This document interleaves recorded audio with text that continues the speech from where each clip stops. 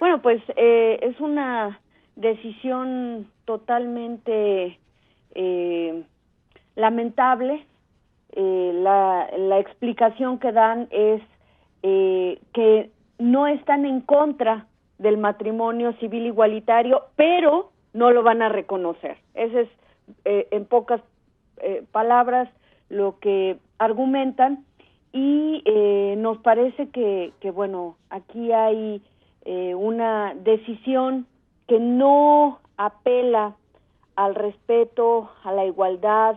al reconocimiento que ha hecho ya la Suprema Corte de Justicia para este tema, que ha sentado las bases en una jurisprudencia diciendo el matrimonio civil no puede seguir siendo el privilegio solo de un hombre con una mujer con fines de procreación.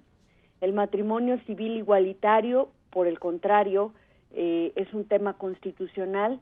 que recupera la dignidad de las personas y sienta las bases de una sociedad respetuosa e igualitaria. Entonces,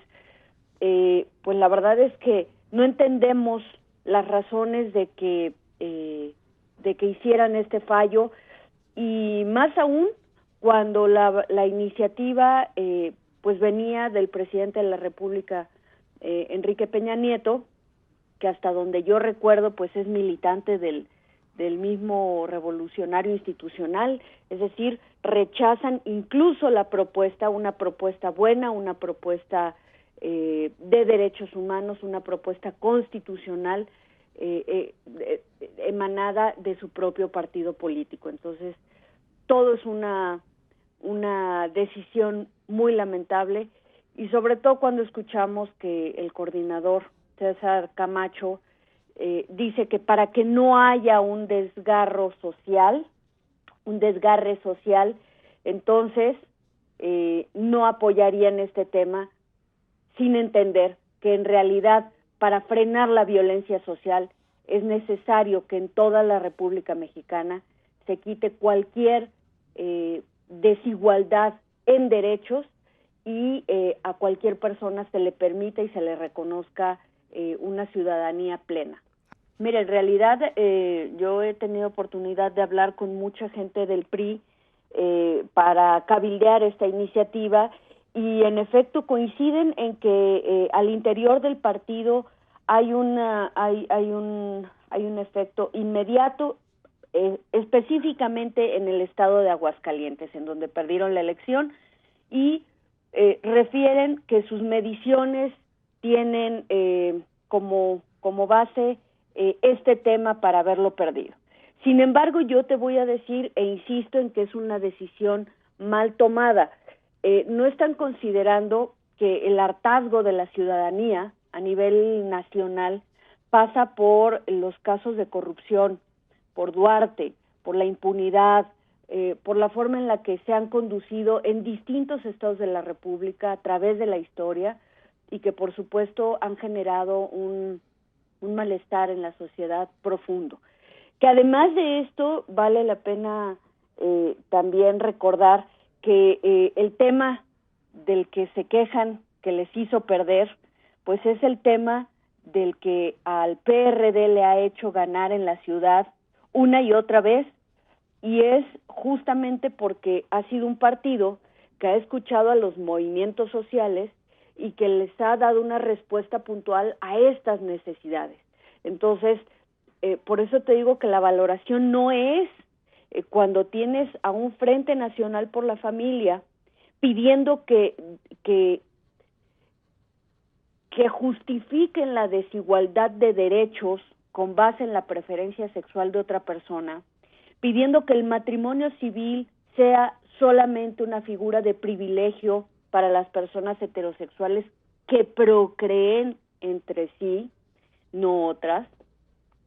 y que por otro lado tienes una iniciativa que lo que busca es robustecer la libertad, la igualdad, sentar las bases de un pacto respetuoso, en fin, cambiar de fondo la sociedad, y tú le apuestas a la disminución de derechos, estás haciendo una valoración totalmente errónea, estás haciendo una valoración por supuesto, antidemocrática y mal. Ahí sí van a tener una consecuencia en términos electorales los próximos años, y ya lo iremos viendo, porque evidentemente tenemos claridad en el voto y el razonamiento que se hizo de cada uno, y hay gente como Ivonne Ortega que hace una disertación muy interesante diciendo todos los derechos para todas las personas. Hacia allá debe de ir la política en México, hacia quitar los colores de los partidos y dejar las ideologías y las religiones solo para el ámbito personal, y entender que la política pública no puede ser la imposición de un dogma de fe, ni mucho menos de una ideología personal como bien público. Sí, desde luego, habrá de ser así, desde sociedad civil organizada, quienes coincidimos con los temas de la justicia, de los derechos humanos, de lesbianas, homosexuales, bisexuales, trans. Evidentemente tenemos un grado de ciudadanía muy participativo y estaremos, por supuesto, participando en todos los estados de la República. Este tema no nos va a derrotar, vamos a continuar en una organización permanente, y por supuesto más tarde o más temprano habremos de ver garantizados todos los derechos para todas las personas. Hay un voto que me parece por demás ofensivo, y es el del diputado Armando Luna de Coahuila. Él incluso fue secretario de gobierno con Rubén Moreira y dio paso a la modificación legislativa de matrimonio civil igualitario en ese estado. Y ahora se presenta con cara dura y dice, este tema no es constitucional, vayan a legislar a sus estados. Es no entender de fondo lo simbólico de la propuesta del jefe del Ejecutivo y la importancia de haber enviado un mensaje diciendo, en México no pueden haber dos realidades. En México todas las personas deben tener los mismos derechos. Sí, desde luego, el paso que tenemos que dar es en aquellos estados de la República en donde aún no es posible el matrimonio igualitario, en donde, por cierto, la Suprema Corte de Justicia de la Nación ha dicho que sostienen códigos civiles inconstitucionales y se han negado a reformar. En aquellos estados de la República estaremos argumentando a favor de la constitucionalidad, a favor de los derechos humanos y de la igualdad, y bueno, habremos de ver si son congruentes el PRI y el Verde Ecologista, que dijeron que sí lo apoyarían, pero reformándolo en los estados de la República. Entonces, por supuesto que habremos de hacer un proceso de búsqueda, de incidencia política importante para lograr que esto sea una realidad en todo el país. A mí me parece que la política a veces es un conjunto de actos correctos, pero que no pasan realmente por por un replanteamiento en lo individual, en términos éticos, en términos de respeto. Es decir, hemos crecido en una sociedad que tiene tanta moral que es doble, en una sociedad en donde los prejuicios se confunden con valores, y entonces despreciar a una persona por el color de su piel, por su condición económica, por su religión, incluso por su ideología, es algo que consentimos en lo público. La corrupción forma parte en muchos niveles de una práctica constante,